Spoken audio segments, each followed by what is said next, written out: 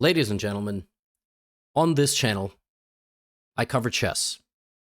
If you clicked on this video expecting something else, I'm very sorry, but don't go anywhere because chess is epic, exciting, captivating, riveting, thrilling, and many more positive adjectives. I'm going to show you a game today that is going to absolutely blow your mind. If you have been a chess fan for a while, it'll blow your mind. If you've never played chess, it'll still blow your mind because you're going to be like, chess is this exciting? I thought chess was just this boring, crusty old board game. Now, sit back, relax. Let me set the scene. With the white pieces, we have Pragnananda Ramesh Babu from India, who just played a tournament in Uzbekistan. And his opponent for this game is the Hungarian Grandmaster Richard Rapport. Pragg won the tournament. He is now the highest ranked player in India, higher than Erigaisi, higher than Gukesh, the world champion. But in this game, it was Rapport's time to leave his mark on the chess world. Rapport is known for creative and dynamic and attacking chess. And oh my, did he play some today. Here we go, folks. Pragg opened up with the move d4. By the way, I will make a slightly longer video, maybe going into some of the best games of the tournament. If you'd like, please let me know in the comments if you would enjoy a video summarizing the best games of the event. c4, g6. This is known as the King's Indian Defense.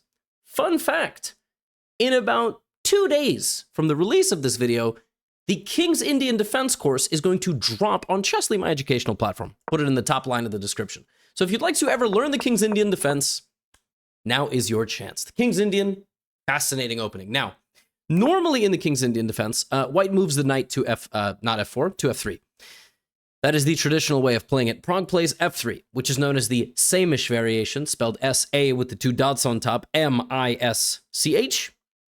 And normally, in this position, white plays bishop to e3, then decides what to do with these two pieces. In this game, white went knight e2 immediately. It doesn't really matter, but that is what he did. And now black has several setups. The setup that I like to play with black is the setup with c5.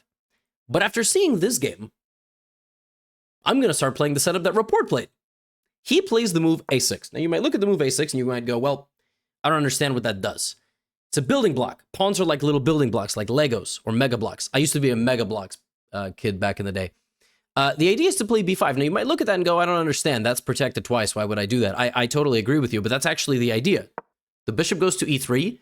White has a very powerful, strong center, and maybe we'll develop the light-squared bishop over here. Maybe we'll move this knight and put the bishop in the middle. But the idea is quite literally to play the move b5. Just straight up give up a pawn. So Rapport is already on the 8th move of the game of a high-profile tournament, sacrificing a pawn. That is just straight up a free pawn. Why can it not be just easily gobbled up? Because at the beginner level, you just take free pawns like this. Look at the evaluation. Black is actually better if you do that because you kick out the knight. And then very quickly what you do is you start striking at the center. And even though black is down a pawn, it kind of opens the lines, you know? You ever seen a Jeep Wrangler? A Jeep Wrangler has no doors. You might look at that and go, well, I've never seen a car with no doors. But it's kind of nice when you're on the highway and the wind is blowing through your hair and you're not wearing a seatbelt, so you fly out of the car. No, I mean, the wind is blowing, you know, through that's kind of the point. It's kind of an adventurous off-road type of car. This is kind of like driving a Jeep Wrangler. Not sponsored by Jeep. Pragg doesn't take. Pragg plays h4. Pragg sees that Rapport has committed his king. Every single best game video that I've ever featured that features a bunch of brilliant moves begins with a fistfight. Pragg throws the first punch on that side of the board. Rapport says, no, thank you. Now there is no g4 because I am covering that quite well. Also the move g4, look at how hard chess is. g4, attacking the king, is supported by the f-pawn, which is also supporting the center, which is also being supported by the knight. And this move might undermine the knight, which is supporting the center, which is supported by this pawn, which is also supporting that pawn, which is why that move is not possible. Yeah, chess is hard. It kind of, everything is tied together. Long castle. Now, when the kings are castled on opposite sides, that means that pawns are going to play a much more important role in attacking on the left side and the right side of the board. You're learning a lot. You've already learned a few things. You might have never watched the chess video. You're 4 minutes into this going, this guy's weird, but I kind of like him. You know, I kind of like it. Now, if you're going to try to create an attack in chess, what you need is stability in the center. You need the center to be locked. Why? Because if the center is open, it's very easy to strike, create counterplay, roll the pieces into the position, which is why Report plays the move e5. He is baiting Prog into locking up the position, but if Prog doesn't lock up the position, like if Prog goes here, it's still pretty dangerous because the position might, you know, get ripped apart. Prog doesn't know. Like, Prog needs to decide, am I locking the position? Am I not locking? He plays d5, which, by the way, is the top move recommended by the computer. The computer thinks the position is roughly equal. And now, folks, Report woke up. Now, Report began to play like the Terminator. From this point forward, my man ascended to another planet. To another planet. Like, I'm talking, you ever seen the highlights of the fights of like Naruto or the highlights of the fights in Dragon Ball? Like, my man flew up into the sky and started glowing. First things first, knight to b6. Knight to b6 is voluntarily offering to damage your pawns, double them, and then sacrifice this pawn completely. Knight to b6. Prog is like, I don't know what this guy's doing. I'm going to take the pawn on b5. Now, I understand the right side of the board is opening up. I get it. Look, I get it. He's opening the side of the board. Report's pieces are 1, 2, 3, 4, 5. 5 are on the first rank of the board. You can't attack somebody from the complete opposite side of a chessboard. This bishop moved into an apartment where when you open the window, you see a brick wall. Average New York City experience. This knight can't cross the middle because there's barbed wire everywhere. So Report's pieces are totally neutered. There is absolutely no way to create an attack. This man begins to uncork savagery upon the board. So first of all, it's too dangerous for white to take this pawn because you kind of allow the rook in, which is why in this position, Prog just played very normal king b1, defended his pawns, and was like, yo, Report is not going to do anything to me with two stupid pawns. Report's like, really? And this is where people disagree in chess. You both look at a position, you both are like, I think the position's like, where is the attack? There is no attack. I mean, you can't move anything. This knight is going to be moved, and then the knight here is going to be protected. If anything, it's actually, this pawn is going to be hanging, then that pawn is going to be hanging. Ready? Here we go. In this position, Report pulled back his fist and went straight with the haymaker. Knight takes d5! He took a pawn which was protected 1, 2, and 3. Reinforced. That knight is just complete. It's dead. It's dead. I mean, it's there's no support. There's no trick. There's no support. But it's a crack in the rocks. You know, a dam that holds back water? There's a crack. And if white doesn't take it, the knight will continue forward and, you know, so you take the knight. What's the point? I mean, for what? A check and that? Yeah, check. King a1. Now, it looks like you can't go there. If you play queen c8, it's too slow. Queen here, okay, checkmate is threatened. I just defend everything.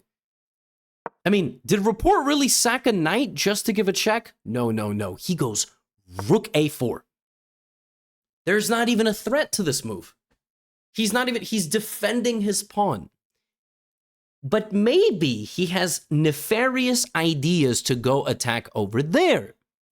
Which is why in this position, Prog notices that and plays knight c1. But Report is just helping Prog. He's helping him develop, defend, and ready to bring in the bishop to an excellent defensive square. There is only one move in this position that is not immediately losing for black. And it is the absolutely mysterious queen to d7. If you're watching this as a beginner, you go, why is that mysterious? I'm attacking the knight. No, you're not. What is the idea of queen d7? The idea of queen d7 is that this entire sequence with knight here, check, rook up, and queen d7, which Report saw, produces a position where despite having a full knight advantage, white cannot comfortably move. White does not have a comfortable move. The bishops are ready to blow up that side of the board. The knight is stuck. It doesn't have a move. The bishop doesn't have easy moves. This is maybe the only one. The knight has to stay defending the pawn. Report calculated to this position and had the audacity, the gall, to know that this was fine for black. Black is just straight up down a knight. There is no clear threat. But black has time. Black has the time to bring a rook. Black has the time to threaten the rook to go to c2. Black has the time to play e4. White suddenly has a shoulder problem, a knee problem, a foot problem, a stomach problem, an eye problem. You can't treat it all with one medicine. Bishop to c4. I mean, it looks like Prog is doing everything right, but here comes the rook.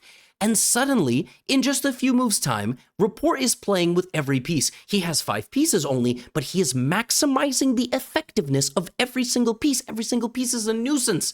The queen has eyes on the knight, the rook has eyes on the king, the rook has eyes on the bishop, and then down here, so queen e2. Again, we are in a position where black has nothing. He has made every possible improving move. He has brought the rook to the a4 square. He brought the rook to the c8 square. Every piece is standing around on the correct square. Now we get pawn to e4. Suddenly, the dark squared bishop has been activated. A necessary sacrifice. He had to sacrifice a knight to activate his bishops. He is now sacrificing a pawn. That pawn cannot be taken. Why can this pawn not be taken? Now, this is really deep stuff. This pawn was not taken and cannot be taken. But why? Elementary reason is you go bishop g4. I attack the queen and then I win the rook. But that's not the idea. Rapport did not invest a knight and a pawn to win back a rook for a bishop. Many people think that way. They think, oh, I gave a but now I quickly skewer. No. Rapport played e4 with the idea that if f takes e4, he would then play b3. What? The idea of b3 is that the rooks now attack the bishop, and when the pawn takes the bishop and the rook takes, the knight is hanging. How do you protect the knight? I'm not sure. Rook c2 is a threat with a threat also on b2. There are too many threats. A, B, rook c2, b2 is threatened, b5 is threatened, not to mention the opening of the a file. White is lost. White doesn't have a comfortable defense here. Rook a8 check, king here, rook b2 is mate. So the idea of e4 was that if f4, b3, b3 is wicked. If the bishop takes on b3, the rook takes on e4. Then the queen has to protect the knight, and as it is protecting the knight, rook b4! There is no way to protect the knight, because when the knight goes anywhere, like let's say back to the a3 square, queen a7, and the bishops carve up the king can't leave the corner, the knight can't leave because this is hanging, and if you do something like this, rook c2! With the threat of bishop b2 checkmate, and if this bishop b2 mate is made anyway. Sometimes the most unbelievable, wicked witchcraft in a chess game is in the stuff that doesn't happen. None of that happened. If you're following this thing and getting annoyed, I understand. But it's the stuff that goes on up here that guides some of the moves when these guys play against each other. This is alien level stuff. You could live 3 lifetimes, combine all your chess knowledge. I'll throw mine in there. We won't be this good. Report saw e4, and if takes b3. The b3 is otherworldly. Otherworldly. But guess what? You know who also saw b3? The guy playing with the white pieces. Which is why he went bishop b3, thinking, I'm safe. I attack the rook. b3 is gone. Rook c2 is stopped. I literally stopped everything Report wanted. Everything. He wanted rook c2, he wanted b3, it's all gone. Report said, now you have more problems. Now I take. Now both my bishops are open. And now, I simply go here. And I ask you once again, Prague, what is your move? The knight is hanging. I will win the knight, then I will go back and hunt down the king and take him out of his castle. The only move you have is the move knight to d4, which I think he did not like because black would sack the rook and then pick up this. You would get 2 knights for the rook, and the attack would not get any easier. The computer thinks this position is defendable with white. I am not so certain. White does not have a move. The bishop sits on b3 eating rocks. These pawns have literally no forward mobility. This is one of the most miserable positions a human can ever find themselves in. When you have bad dreams about chess, positions look like this. So instead of that, Prague went back. Simple chess. The knight is now protected. If you sacrifice the rook for the bishop and takes, okay, maybe a rook c4 is possible, but Prague probably thought this position was more lively. And you know, every brilliant game has the culmination, the haymaker, the unbelievable clutch play, the overtime goal, the forehand ripper after 50-shot rally in tennis, the hole-in-one, whatever you want to call it, whatever sport you follow, every single one of these games has an epic finishing touch. See if you can find the move that report played here to justify this minus 2.55. This move allowed something. It allowed the move bishop c2. When this move appears on the board, you know it's over. Bishop c2 has a very simple objective on the surface. The objective is to take the rook. But that's not the objective. The objective is to play bishop to a4, remove the knight, and continue the attack. Bishop c2, bishop a4. How did he even spot this? Now you might be asking yourself, Levy, is the bishop not hanging? Yes, that is the point. Then he would sacrifice his queen. Because now there is a pin, and when you land here, b2 hangs and b5 hangs, and you lose. Because when you try to save the bishop, it's not bishop b2. No. It's rook b2, and your king awaits its death. There is not a single move here that can save you. Only bribery. Rook b2, the slow evisceration of the position of the white king. Bishop c2. So you cannot take it, and bishop a4 is coming. It's not about the rook. It's about the knight. So he moved his rook to attack the bishop. Simple chess. Bishop is attacking the rook. Now, bishop a4. You might still be thinking, I don't get it. I just moved the knight.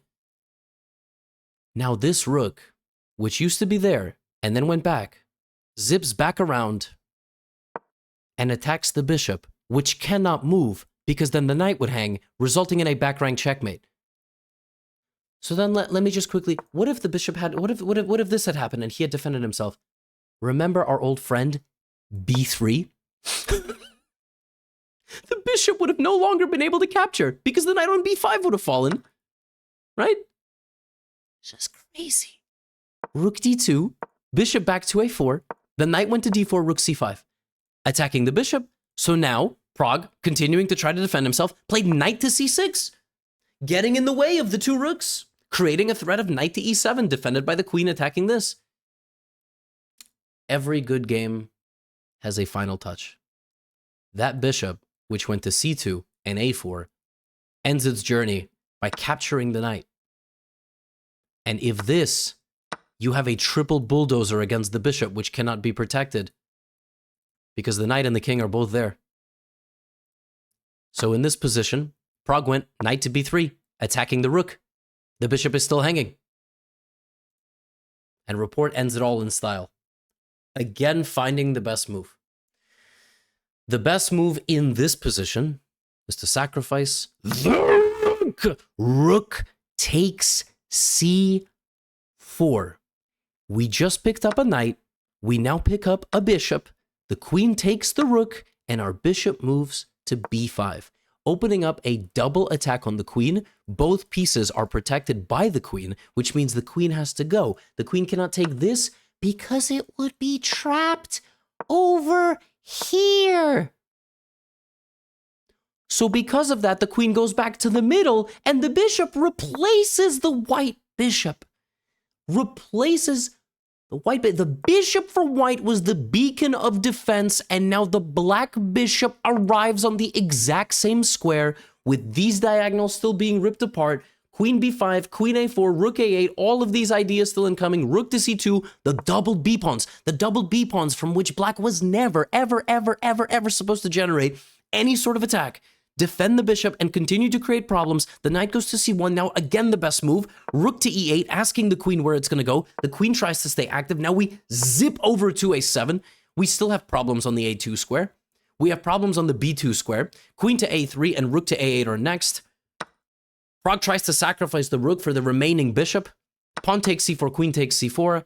And it was the same move all along. Pawn to b3. This move opens up the remainder of the board. If the queen takes the pawn, there is rook to b8. If the knight takes the pawn, there are queen f2 and rook e2. That was why Rapport played b3. Neither piece can take. You cannot play a3 because queen takes a3. Pinned over here. Rook to d1. He took on a2. The queen took. The queen infiltrated. The rook attacked the queen, threatening this, and still there is mate. And Pragg resigned. From the move, knight takes d5. This position, black had absolutely zero business creating the attack that he created. He gave up a pawn to open up the queen side. And when white didn't take it, he sacked a full knight for nothing, just to control the tempo of the game. He knew. He had a feeling of the dynamics of the position, all of the interaction of all of the different pieces. Rapport just had a sense. e4 with the idea that if pawn takes b3 is sublime. I mean, there are no words to describe all of the things that he saw. He played flawless. He played 22 perfect moves in a row to finish out this game. I have never seen quite something like this in the last few years. He had Garry Kasparov tweeting about this game, bro. Garry Kasparov he doesn't just tweet out about chess games. Sensational. I have nothing more to say. If you would like to check out the King's Indian when it comes out, maybe you'll play a game so good, right? The King's Indian is one of the most fascinating battlegrounds in chess in the last 60 years. It's gone out of fashion at the highest level because of engine analysis, but clearly it's still absolutely viable. Leads to some unbelievable games. I hope you enjoyed this video. If it's the first video you clicked on because of the algorithm, let the algorithm take you places. Watch beginner content, guess the elo, low elo chess, high elo chess, games against bots, whatever it is. If you've been here for a while, oh, this is good stuff. This is the good stuff. This is what makes chess worth it. And with that, I say, get out of here.